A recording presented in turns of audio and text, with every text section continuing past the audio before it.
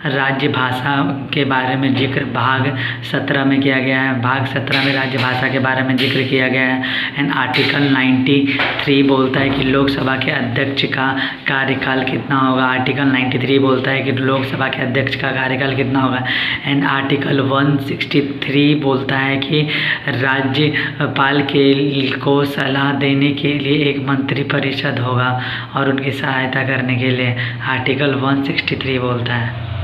Commission के बारे में आर्टिकल 324 में बताया गया है। भारतीय संविधान सभा की स्थापना 1946 में की गई थी। भारतीय संविधान के अनुसार भारतीय सरकार के प्रमुख 3 अंग हैं।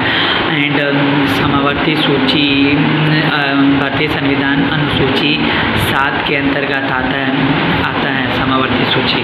39 का ए बोलता है फ्री लीगल एड्स के बारे में बोलता है, निःशुल्क कानूनी सहायता के बारे में बोलता है। आर्टिकल 39 का डी बोलता है सामान्य कार्य के लिए समान वेतन।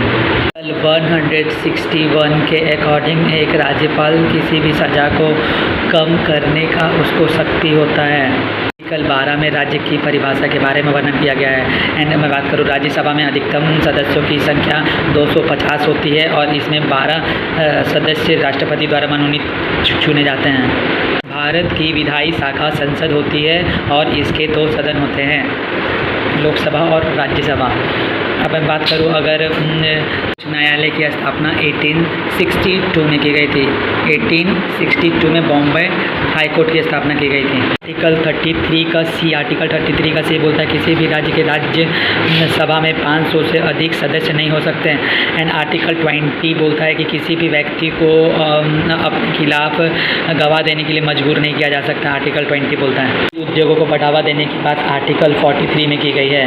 169 में किसी भी राज्य के विधान परिषद को बनाने और समाप्त करने का उल्लेख है। आर्टिकल 159 राज्यपाल के शपथ की बात करता है। विधानसभा का अध्यक्ष राजेंद्र प्रसाद जी थे। एंड अगर मैं बात करूँ भारतीय संविधान को हाथ से प्रेम बिहारी ने लिखा था। संविधान में संशोधन की बात भाग 20 में की गई है और आर्टिकल 368 में।